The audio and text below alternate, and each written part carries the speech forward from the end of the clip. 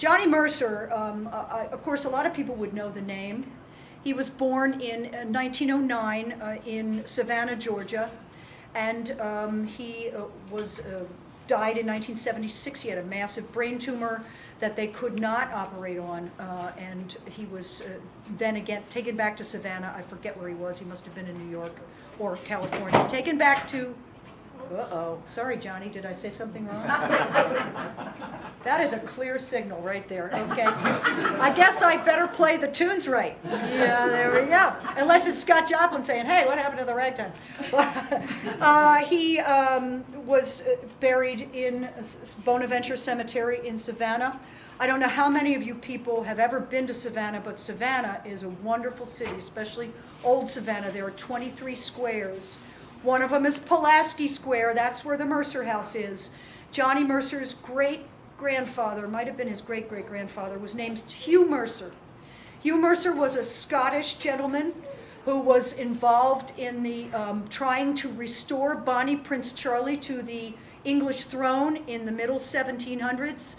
The Scottish armies were completely wiped out by the British at the battlefield Culloden in Scotland, which is near Inverness, and he needed to flee the country, so Hugh came to America and got involved with the American Revolution. He fought with Washington at the Battle of Princeton, and he died at the Battle of Princeton, so he's considered a Revolutionary War hero. He had a house in Savannah, right on Pulaski Square.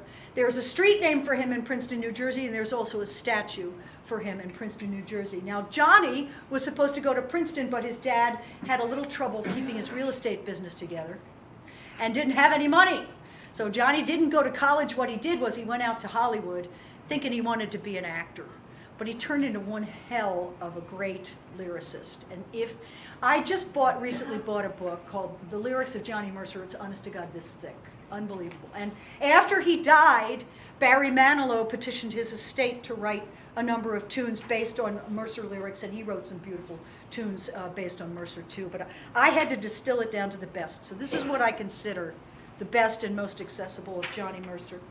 One of his incredible collaborators was Harold Arlen. Harold Arlen, who also wrote all the music for The Wizard of Oz with Yip Harburg, E.Y. Harburg. But he wrote a lot of tunes with Johnny Mercer. And the first one is called Accentuate the Positive. You probably know this song. Johnny Mercer had a publicist who once came to him and said, I just went to see Father Divine. Now, Father Divine was one of these Billy Graham kind of speakers, really, I guess he was a bombastic kind of speaker, sermonizer, and his topic of the sermon was, accentuate the positive. And Johnny said to himself, that sounds like a song. So eventually, Arlen came to him with this music, and he said, oh, geez, I've got lyrics for that. Accentuate the positive. So here is the first one, since it's a very, very good philosophy to follow. Accentuate the Positive, 1944, with music by Harold Arlen.